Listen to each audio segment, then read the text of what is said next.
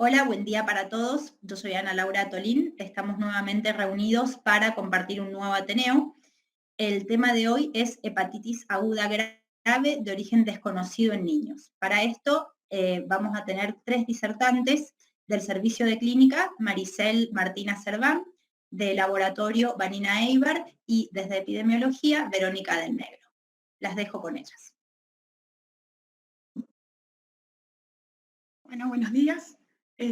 Para comenzar, vamos a ver un poquito de lo que ha pasado en el último tiempo. El 15 de abril, la OMS hizo un reporte de las hepatitis agudas de origen desconocido, en donde se publicaron inicialmente el 5 de abril 10 casos de hepatitis en Escocia, y posteriormente, el 8 de abril, 74 casos fueron identificados en el Reino Unido. Estas hepatitis tenían los virus de las hepatitis A, B, C y D negativos. Posteriormente, el 27 de abril, la Sociedad Argentina de Pediatría hizo una alerta y consideraciones sobre brotes de hepatitis aguda de origen desconocido, en donde para esa fecha, entre el 15 de abril, hasta el 21 de abril, ya se habían identificado 169 casos. Esto se dio en 12 países, y hasta ese momento habían 17 personas entre 1 mes y 16 años que habían requerido trasplante de hígado, y al menos se había registrado una muerte.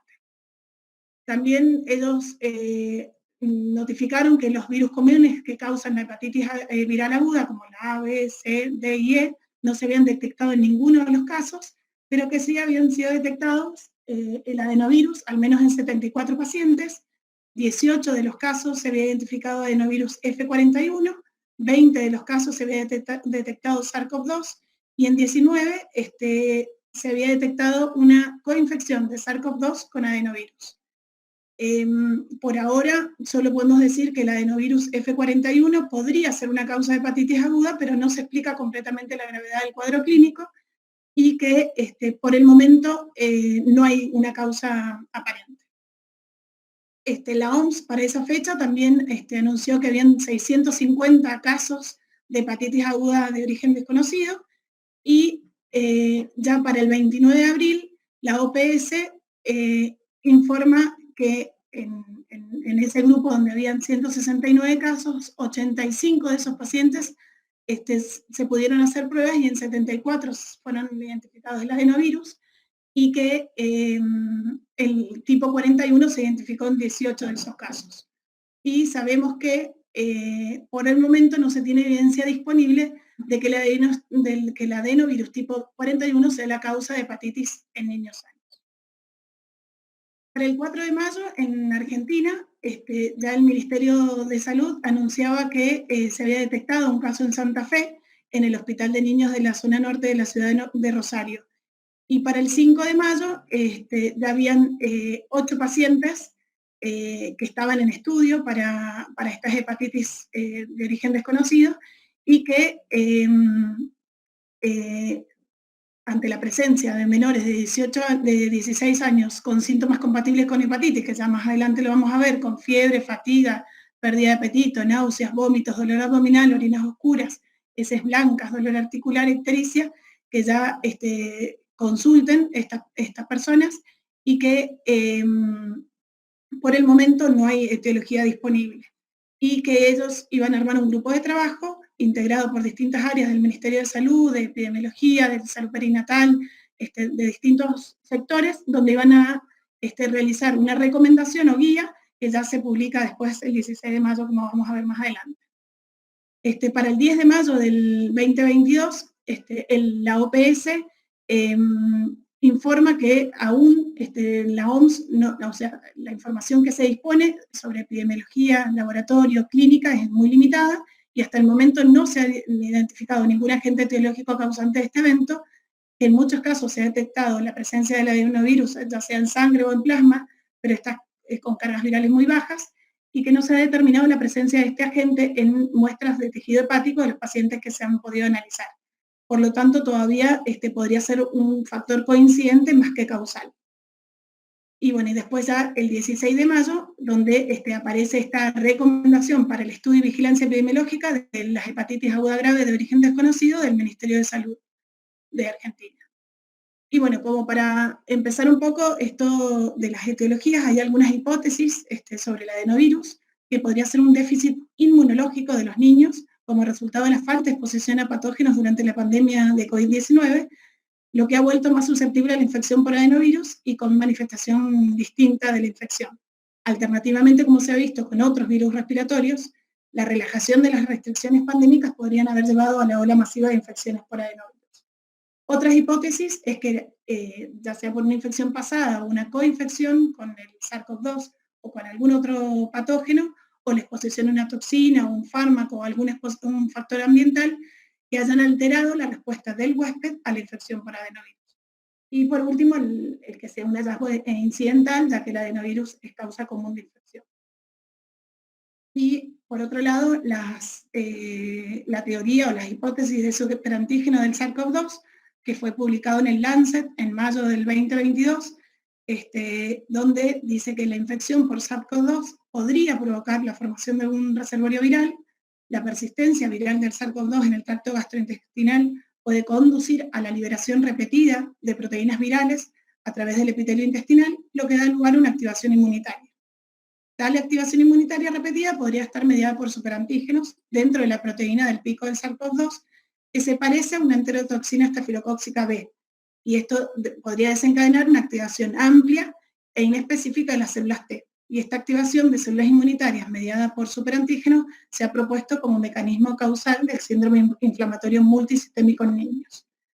Y se ha informado que las hepatitis agudas en niños con síndrome inflamatorio multisistémico, pero que no se han investigado, o sea, no se pudo investigar en ese momento la coinfección con otros virus, por lo cual se plantea la hipótesis de que los casos de hepatitis aguda grave en niños notificados recientemente podría ser consecuencia de la infección por adenovirus con trofismo intestinal en niños previamente infectados con SARS-CoV-2 y portadores de estos reservorios virales. Con respecto a las vacunas, me parece que es importante destacar que se han descartado las vacunas como causa de hepatitis aguda grave, ya que la mayoría de estos pacientes no les correspondía la vacuna porque eran niños pequeños.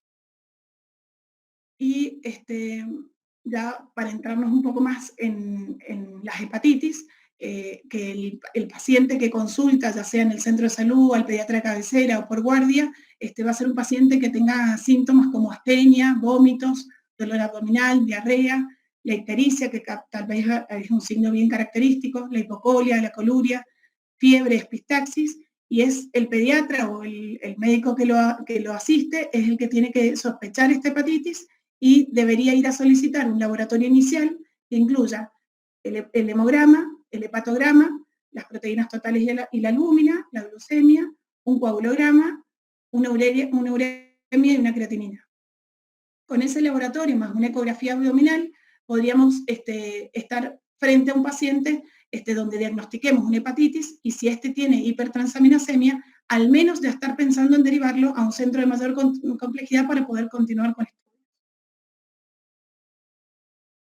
Y con respecto a la hepatitis aguda grave, va a ser ese mismo paciente que sobre todo se ha visto que consultan por síntomas gastrointestinales comunes, como vómitos, dolor abdominal y diarrea. La ictericia va a ser lo más importante que lo caracterice, y tener en cuenta que la fiebre puede estar o no presente. Y en ese paciente vamos a tener el hepatograma alterado y también el coagulograma alterado, ¿sí? Para poder definirlo como hepatitis aguda grave. Y ese paciente ya sí debe ser derivado para internación para continuar con estudios diagnósticos. Y tener en cuenta que ese paciente va a ingresar a la internación ya con aislamiento de tipo respiratorio por gotitas por la sospecha de adenovirus, en aislamiento de contacto por el SARS-CoV-2 y por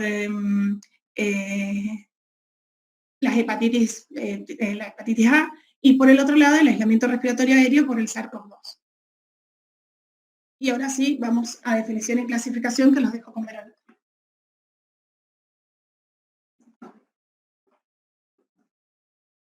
Bueno, en la actualidad no tenemos una definición de caso confirmado. que esté disponible. Como vieron, todas las etiologías son posibles, probables, pero no tenemos un caso confirmado. Lo que sí tenemos es el caso probable, que es todo menor de 18 años con una hepatitis aguda. Una hepatitis aguda tiene que tener transaminasas mayor a 500 y un TP alterado, si no, no se considera. Y lo otro que hay que descartar es que tenga alguna causa de esta hepatitis que sea tóxica, autoinmune, metabólica o infecciosa como las hepatitis virales. Con respecto a las causas por influenza y SARS-CoV-2, también se tienen que comunicar porque son probables causas de esta hepatitis, pero no nos confirma nada. Otra forma de notificar, y que también es muy importante, es que tenemos que saber que existe el caso probable con detección de adenovirus positivos, que se notifica así, y que se ha descartado, o sea, yo lo notifiqué, el paciente tiene una hepatitis, pero luego encuentro que es una hepatitis autoinmune, bueno, en ese caso se descarta esta sospecha. Es un evento de notificación obligatoria. Hay una ley nacional que nos obliga a todo médico tratante a notificar este caso. ¿Sí? Esa es la ley. Y bueno, la notificación tiene que ser inmediata, dentro de las 24 horas de la sospecha del caso, que lo pueden hacer al referente epidemiológico de su institución, al departamento de epidemiología de la provincia, y en el caso del NOTI nos tienen que notificar a nosotros, al servicio de epidemiología, tanto a mí como a la doctora Guerrero. Hay una ficha epidemiológica que hay que llenar para notificar este caso, donde, bueno, como toda ficha epidemiológica, están los datos del establecimiento que notifica, los datos filiatorios del paciente, los datos de vacunación, ¿sí? La clínica del paciente. Esta ficha es muy importante que esté llena completa, que sea legible, que se entienda. Los antecedentes epidemiológicos, hay que preguntar sobre viajes, sobre medicamentos, sobre consumo de sustancias, sobre consumos de hierbas folclóricas. El antecedente de COVID también es muy importante, internaciones. Y después tiene un apartado que es del laboratorio. Esta información pueden tenerla o no al momento de notificar, como ven, hay anticuerpos para hepatitis y todo. En el caso de que no la tenga el médico que lo está notificando, esa parte la va a llenar el laboratorio, pero en el caso de que lo tengan al dato, lo pueden llenar. Bueno, y ahora ya pensando que estamos frente a un paciente que tiene, que es caso sospechoso de hepatitis aguda grave de origen desconocido, o sea que volvemos a repasar, es el paciente que tiene 16 años o menos con hepatitis aguda, se supone que no tenemos todavía la serología, o sea, puede ser que todavía no tengamos los anticuerpos para, o sea, la serología para hepatitis A, B, C, D y E, pero que están pendientes, y tiene una GOT-GPT mayor de 500 y un TP alterado de menos del 50%. A este paciente nosotros, o ya puede ser que ya venga con un laboratorio inicial, o que le tengamos que pedir este laboratorio, que incluye hemograma, glucemia, eritro, PCR, uremia y creatinina, ionograma estado ácido-base, el amonio, yo lo he puesto acá digamos, no en negrita porque no se hace por urgencia, pero sí por planta, el coagulograma, con el RIN, que también esto se hace por planta, el RIN, bilirrubina total, bilirrubina directa e indirecta, las enzimas hepáticas, GOT, GPT, gamma-GT, FAL, LDH, CPK, fibrinógeno, que también lo contamos con el fibrinógeno solo por planta, proteínas totales de albúmina, y el lipidograma y la ferritina. Todo este laboratorio nosotros lo tenemos que tener al menos a las 24 horas de la sospecha, para ver la evolución del paciente, y sobre todo el paciente va a tener ya una dosis de vitamina K, si tiene el coagulograma alterado, para ir viendo si el paciente tiene que ser derivado o no, que ya después lo vamos a ver más adelante. Y en la evolución, el factor 5, ya si ya recibió la vitamina K, sobre todo también para ver la función hepática. Con respecto a la serología, que ya después Vanina Eibar va a hablar un poquito más, las 5 hepatitis, HIV, virus de Epstein-Barr, citomegalo, varicela zoster, herpes 6, que por lo menos Mendoza no cuenta actualmente para poder hacerlo, por eso está en rojo, SARS-CoV-2, enterovirus, parvovirus, herpes simple, y obviamente si hay una epidemiología que uno sospecha, también lo que sea necesario para poder hacer diagnóstico etiológico. Y si es lactante, las TORCH también van a ser importantes. Y otros estudios de laboratorio que debemos pedir en el paciente que tiene sospecha de hepatitis aguda grave es las PCR para SARS-CoV-2, para adenovirus, para enterovirus, para virus Epstein-Barr, citomegalo y herpes simple. Virológico de secreciones nasofaringia, que será por aspirado o por hisopado si el paciente no tiene muchas secreciones. Virológico de materia fecal para el adeno y el rotavirus. Coprocultivo, por ejemplo, si uno sospecha que el paciente podría tener, no sé, una salmonelosis, por ejemplo. Urocultivo, sobre todo unas urosepsis en los más pequeños. Hemocultivos ante la sospecha diagnóstica, ¿sí? Y ya después, esto con más tiempo, pensando en que ya tenemos al especialista, vamos a ir descartando otras enfermedades, que acá está el listado de anticuerpos y cosas que hay que pedir, pero ya pensando en un diagnóstico específico. Y siempre tener en cuenta que este paciente debe ser consultado con el gastroenterólogo, con el infectólogo, el epidemiólogo y con terapia intensiva según la encefalopatía del paciente y los signos de hemorragia grave. Otros exámenes complementarios que debe tener el paciente, una radiografía de tórax, ecografía abdominal y Doppler color, ecocardiograma y TAC cerebral si el paciente está con encefalopatía hepática. Y ahora sí vamos a la parte del laboratorio con Vanina. Hola, buen día. Mi nombre es Vanina Eibar, soy del Servicio de Inmunoserología y Virología y junto con el Servicio de Biología Molecular estamos a cargo del diagnóstico viral de estas hepatitis de origen desconocido. Voy a hablar un poquito de adenovirus, que es el agente identificado en estos casos. El adenovirus es un virus ADN, doble cadena lineal, pertenece a la familia Adenoviridae, cuenta con muchas 19 especies, de las cuales solamente 7 han sido asociadas a infecciones humanas y se identifican con letras de la A a la G. Los serotipos, tiene 52 serotipos, tiene una gran variabilidad genética, de donde salen esos 52 serotipos, solamente la mitad de esos serotipos presentan infecciones humanas, con distintos tipos de manifestaciones clínicas. Es un virus sin envoltura, lo que lo hace muy resistente a las superficies ambientales, es viable de 8 a 12 semanas en las superficies ambientales, con baja humedad y temperatura entre 25 y 37 grados. Esto lo hace también favorecer las infecciones nosocomiales. Es resistente a agentes físicos y químicos y susceptible al hipoclorito de sodio al 1%. Participa en las distintas manifestaciones clínicas que tiene, en las infecciones respiratorias altas y bajas. Tenemos los adenovirus respiratorios, oculares y entéricos. Cada uno con más frecuencias. Distintos serotipos participan de esas clínicas. Serotipos de adenovirus respiratorios, el 1, el 3, el 5 y el 7. No significa que los otros no lo produzcan, pero son los más frecuentes. En las infecciones oculares también tenemos otros tipos de adenovirus. Y en los entéricos, el serotipo que ha sido nombrado en esta charla, el F40 y 41. Son serotipos que participan en las gastroenteritis virales.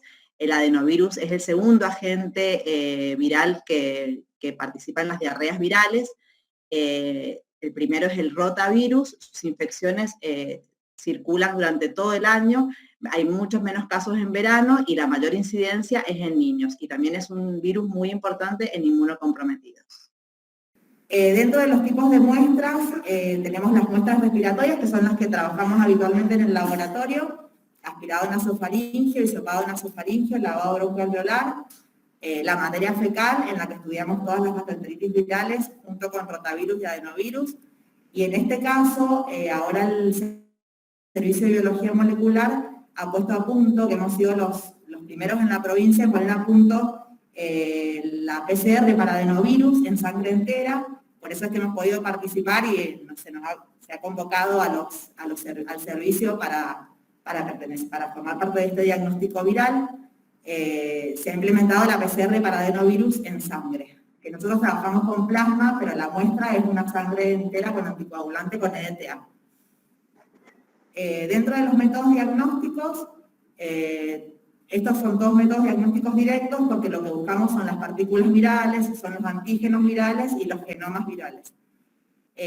Con respecto a las muestras que nombré, tenemos de fluorescencia directa, que es la que hacemos en panel respiratorio, en donde dentro de esos virus también buscamos el adenovirus. Primero se trabaja con un screening policlonal y luego se busca el adenovirus, que sería un adenovirus respiratorio.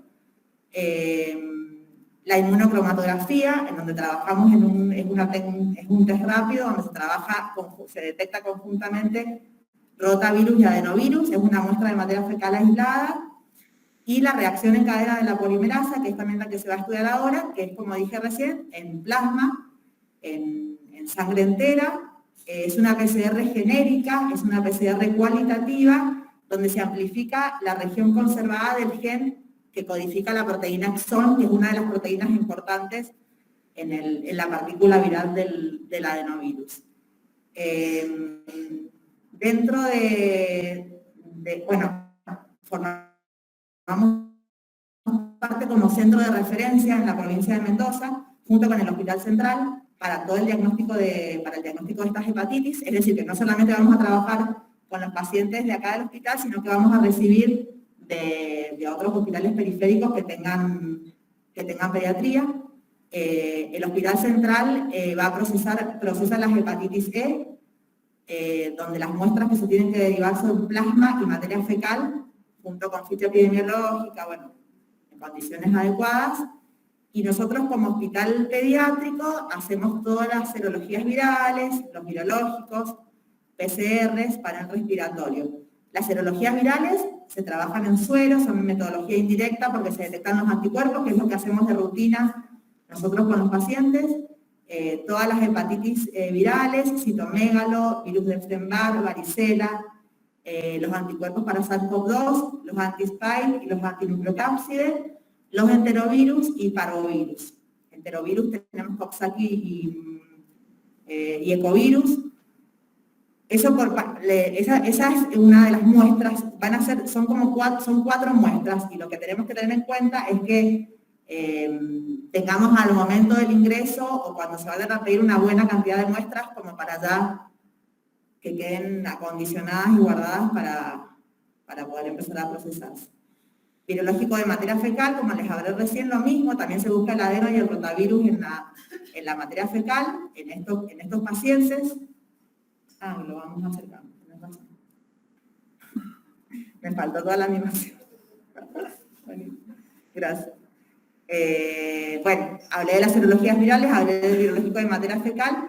Las PCR, también, que es una metodología directa, donde tenemos la muestra, que es la sangre entera, donde nosotros vamos a utilizar el plasma, y ahí tenemos las PCR virales que se hacen normalmente en biología molecular, Epstein-Barr, herpes, citomégalo, varicela, y a esta se le ha agregado ahora el adenovirus.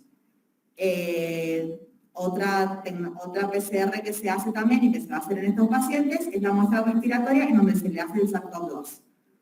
Y en esa misma muestra respiratoria hacemos el panel respiratorio. Esto va a ser, creería que solamente a nuestros pacientes, siempre se le hace, una vez que ingresa con SARS-CoV-2, se le hace también el panel respiratorio. En el panel de los 7 virus que hacemos, puede ser hisopado o aspirado o lavado broncoalveolar, adeno, influ A, influ B, los parainfluenzas y el virus incisional respiratorio. Estas muestras van a ser recibidas en el laboratorio en todo momento, o sea, apenas ingrese el paciente y apenas se tomen las muestras, debido a nosotros a que ahora tenemos más disponibilidad de personal en el servicio, en los servicios, podemos acondicionarlas, menos, por ahí se ingresa por supuesto con un fin de semana o un feriado, la guardia también las va a recibir. Quizás vamos a intentar coordinar con los hospitales periféricos para que sea un día en el que estemos nosotros, porque por ahí el envío de ellos es un poquito más complejo. Pero las muestras del hospital las vamos a recibir en todo momento en el laboratorio. Van a quedar acondicionadas en la guardia, eso ya está como un poco charlado, y en el momento que nosotros volvamos al trabajo se van a empezar a trabajar y no se van a ir procesando las serologías y esperando esos resultados para procesar, se va a ir procesando todo en simultáneo, se va a tomar como una urgencia y se va a trabajar en la medida de lo posible, todo rápido, o sea, si llegan al día siguiente van a estar, si todo sale bien, los resultados, si llega un fin de semana. En estos pacientes. Sí, estamos hablando de estos pacientes. Las condiciones de envío, bueno, como siempre, muestras rotuladas adecuadamente, triple envase, bien acondicionadas dentro del triple envase, ficha epidemiológica completa, ahí nosotros pues vamos a llenar todo lo que corresponda, y la notificación en CISA, porque nosotros a esa notificación le agregamos todos nuestros resultados.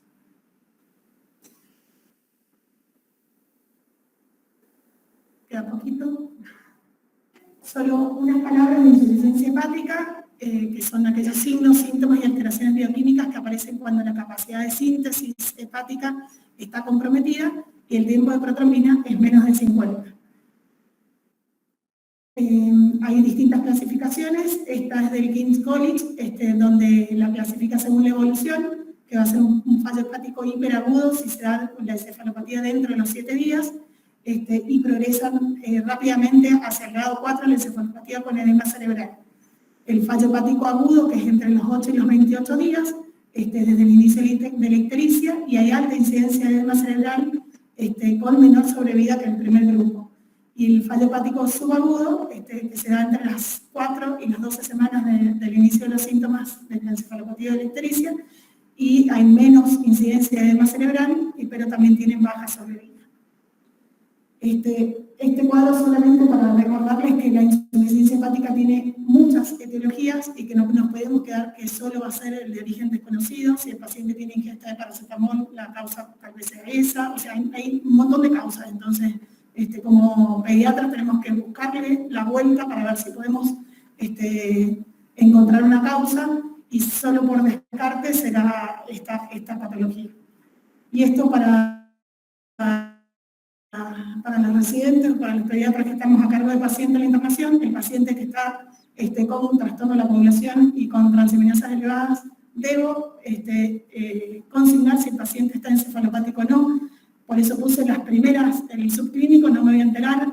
El grado 1, el paciente lo primero que va a tener es la inversión del patrón del sueño o va a estar inquieto, o sea, es muy sutil lo que va a tener el paciente. Puede tener olvidos, confusión leve, agitación, irritabilidad. Pensemos que el paciente tal vez es chiquitito, ¿sí? Puede tener temblores, puede tener apraxia, incoordinación, alteración de la escritura. No cuesta nada pedirle que escriba el nombre y la fecha y consignar los que no tienen alteración de la escritura para que el próximo que lo controle pueda decir si el paciente empeoró o no. Y bueno, ya el paciente va a ir evolucionando con la encefalopatía hasta el coma, hasta la descerebración, y es lo que uno tiene que tratar de haberlo derivado antes. En el menor de 4 años, en el inicio temprano, llanto inconsolable, inversión de ritmo de sueño, falta de atención, hiperreflexia. Todo muy sutil, pero tenemos que ir a buscarlo y consignarlo en la historia clínica si el paciente ya tiene signos de encefalopatía hepática. Y con respecto al tratamiento, el tratamiento es un tratamiento de sostén, no voy a entrar mucho en esto, pero sí las primeras medidas de sostén, que es todo paciente que lo recibimos por guardia, que ya tiene trastorno de la coagulación. Voy a pensar en la hidratación si el paciente viene con vómitos, diarrea y un déficit previo, voy a reponer ese déficit previo, y además voy a poner de subbasales en 2/3 de sus necesidades basales. Voy a colocar una protección gástrica, voy a indicar neomicina, antibióticos por vía oral, neomicina o rifaximina, catárticos como el lactulón o el mesacodilo. La intención es que el paciente tenga de 2 a 3 deposiciones diarias. Voy de la parte nutricional y metabólica, asegurar un flujo de destroza. Tengo que dejar controles de glucemia cada 4 horas, evitar ayunos y dejar entre 120 y 150 de los requerimientos diarios.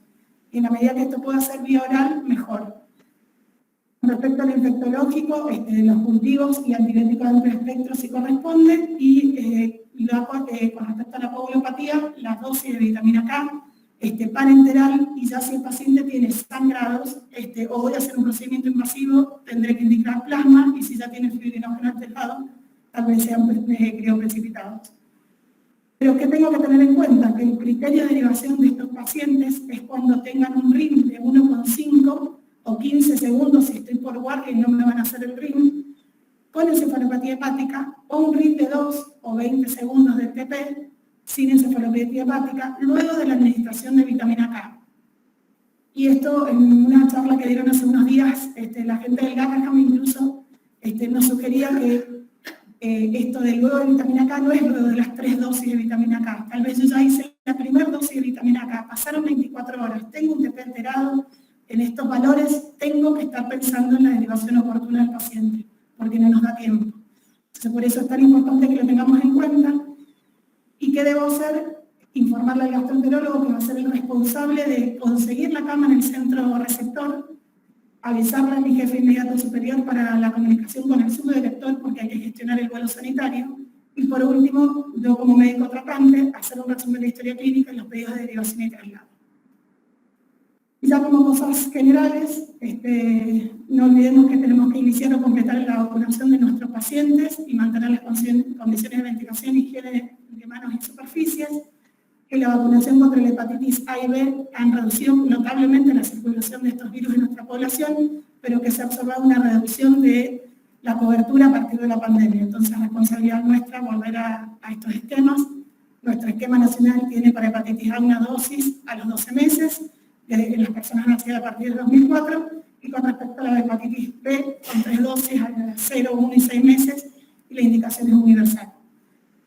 Y como detalle para completar, las recomendaciones para la población: realizar higiene de manos regular, evitar el contacto con personas enfermas, cubrirse al toser o estornudar, evitar tocarse ojos, manos, nariz, boca, mantenerse alerta ante síntomas de hepatitis, fiebre, fatiga, pérdida de apetito, náuseas, vómito, dolor abdominal, orinas oscuras, heces blancas, dolor articular, ictericia en menores de 16 años y controlar y completar los esquemas de vacunación paralela. Muchas gracias.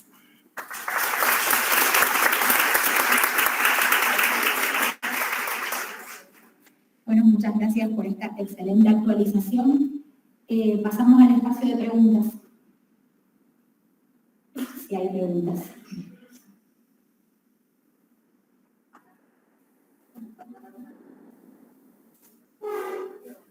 Perdón, que me faltó aclarar una cosita para que quede claro. Nosotros la PCR que se hace en el Servicio de Biología Molecular nombré que era genérica, pero quizás no saben el significado. Es que determinan todos los serotipos de adenovirus. No hacemos el serotipo específica como se hace 40-41. Se van a detectar, va a dar solamente si es positiva o negativa. Se detectan todos, tienen la capacidad de detectar todos los serotipos. Por eso es la más genérica. Eso creo que es cualitativo. O sea, vamos a saber si lo tenemos o si no lo tenemos. Eso es por ahora lo que hay. Sí. Ahí te va a hablar Clara. Es una puesta a punto artesanal, tenemos un driver, sonda y tenemos almacén de laboratorio. Es la misma PCR que se hace en Garraham, ellos hacen inicialmente esta y después hacen la otra de cuantitativa en materia fetal. Nosotros, bueno, hemos empezado por esta, que es una única. La otra cuantitativa es un kit comercial igual que para esta 6. Tenemos pedido presupuesto para este, pero bueno, estamos esperando para poder hacer este día. La de herpes es 1 y 2. El herpes es 1 1 y 2 es la que hacemos. Mami, apenas te llegue la muestra de sangre, ¿vos lo que vas a cargar? Van a hacer la serología de hepatitis A, B, C, D, E y adeno. No, se va a alargar todo. Acuérdate que son distintos servicios y cada servicio se va a organizar para trabajar el paciente con todas las analíticas. No va, claro, no se va a esperar la serología para alargar. O sea, lo hablaba también con Maricel por el tema del aislamiento, que también decía de las hepatitis, SARS-CoV-2, adeno. Se va a alargar todo en el momento en que volvamos todos a la mesada.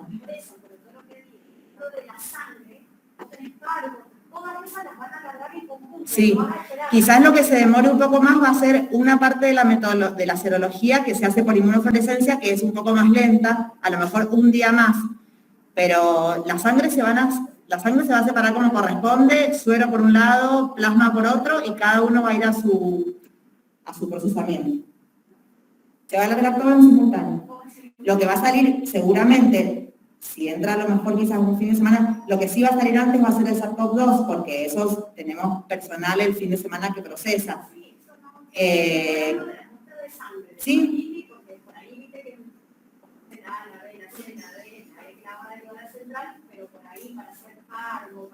Por eso, quizás... No podemos porque ahí sí nos demoraríamos esperando que cada una utilice, son distintas aparatologías, entonces no, nos vamos a separar y vamos a procesar todo en simultáneo. Bueno, buenos días y gracias por la presentación de la actualización. Es como sacamos de trabajo con el pero bueno. Dos cosas quería comentarles con respecto al laboratorio.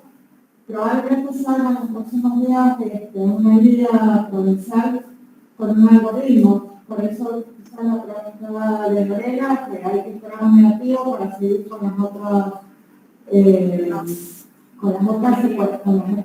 determinaciones. Igualmente es absolutamente discutible y no modifica la conducta del paciente. Hay dos cosas que todos quisieran bien claras y que las quisieran, pero la verdad me parece que es lo más importante para que hace información que le va a llegar a este paciente seguramente que estaba en el 4 de la mañana. Porque no le gané el lunes a las 10. No. Fundamentalmente la diferencia, probablemente lo vamos a tener un poquitito de los casos de hepatitis graves, ¿sí? De una insuficiencia hepática. No todas las hepatitis graves tienen insuficiencia hepática, por ende, esa es la que tenemos que hacer el tratamiento de sostén, abocarnos quizás a que salgan todas las muestras y todo lo demás. La otra también vamos a hacer lo mismo, pero el primer pedido que tiene que salir de la insuficiencia hepática, que son dos puntos que tenemos que tener presentes. Es aquella alteración de la función hepática que tiene arriba más de 1,5 sin encefalopatía o más de 2 sin encefalopatía, con la condición de que no sea una hepatopatía crónica que se agudizó. Por ejemplo, una creencia biliar, que sabemos que trae su hepatopatía crónica, no puede venir, no puede haber insuficiencia aguda, hepática aguda, pero no sería esto. Cuando nosotros tenemos ahí ese paciente urgente, tenemos que buscar un centro de trasplante, porque nosotros acá en Mendoza no tenemos ningún lado ningún centro de trasplante. Entonces eso es lo que pedimos. En simultáneo hay que tratar de llegar al diagnóstico biológico. Pero aunque fuera, por ejemplo, una intoxicación por paracetamol, sabemos que si ya llegó el hepático, lo mismo va a necesitar el trasplante. ¿Está claro? Le vamos a hacer la NCTI, le vamos a tratar de hacer todo lo posible, pero no podemos esperar a ver si da ese efecto o no para decidir el traslado a un lugar donde haya efecto de trasplante. Eso es lo que tiene que quedar muy claro para aquellos que hacen internación, que son los que van a padecer este tipo de pacientes en esa cuestión aguda y emergente. Según el tipo de... el día que estamos, que va a ser el sábado a las 4 de la mañana, la decimos, es como nos vamos a manejar, pero fundamentalmente la gente de antropología, la fundacional médica, es la que maneja para eso no son trasplante, para que tengan una idea. Están al tanto, Laura, están al tanto y lo hemos charlado y están de acuerdo con todo esto. El tema de trasplante, básicamente lo que les quería comentar, que aquel el paciente que no tiene ningún tipo de cobertura social, sí o sí va a llegar a porque son nuestros referentes, ¿verdad? Y aquel paciente que tenga cobertura social, bueno, va a depender de la cobertura social porque lo tiene. Pero no podemos retrasar la solicitud del traslado del paciente en insuficiencia hepática, por esperar resultado del laboratorio, ¿sí? Porque sabemos que ya están en el proceso de marcha, por ahí después se les mandamos por mail, por una cuenta de WhatsApp, por el centro receptor, no importa. Pero no podemos retrasarnos en eso, o esperar a ver si, por ahí lo comentamos de vitamina K, uno lo hemos comentado silicona acá, con una dosis, el paciente tiene una creatinina de 15, y le pusimos la dosis, tiene 16, ya está listo, no es insuficiencia hepática. Y otra particularidad de los chicos, no tenemos encefalopatía tampoco. Es Primero que es difícil diagnosticarlo.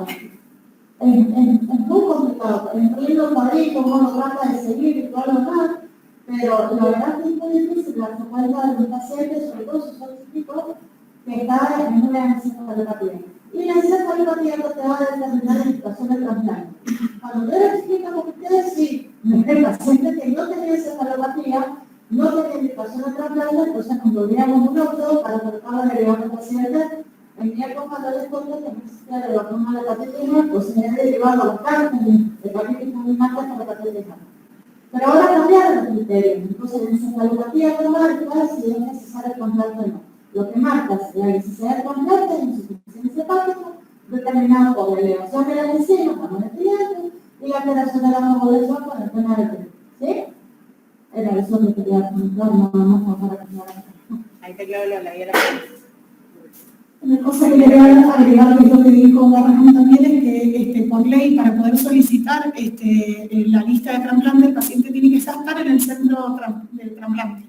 Entonces, si por más que el paciente esté acá, no va a entrar en la lista de trasplante y no va a avanzar el paciente. Entonces, por eso es tan importante que la derivación sea oportuna. Con respecto a la guía que va a salir de la provincia, es una guía hecha para toda la provincia, donde hay instituciones que no pueden hacer todas las determinaciones y van a tener que derivar muestras. Entonces, por eso nosotros largamos todos juntos. Otras instituciones harán lo que puedan en sus instituciones y derivarán la muestra acá. Pero es básicamente por eso, está hecha para toda la provincia.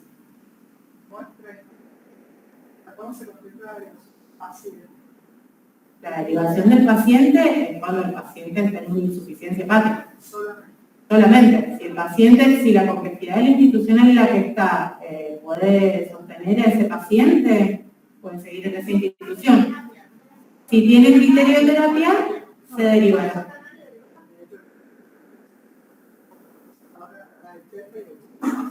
Derecho al centro de salud. No perdés tiempo, no perdés tiempo.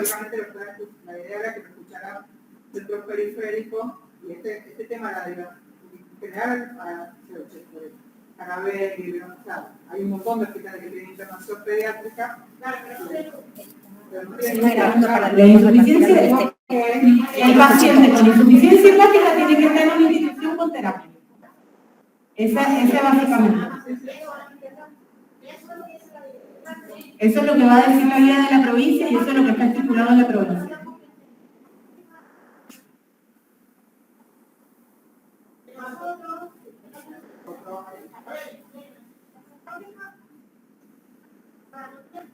Los hospitales que tenemos con terapia en la provincia, el Fleming para UCED, el español para los que tienen cobertura en el español, el CHETA en San Rafael y nosotros. O sea, si el paciente tiene insuficiencia hepática, va a tener que estar en alguna de esas 4 instituciones de acuerdo a su cobertura y a su localización.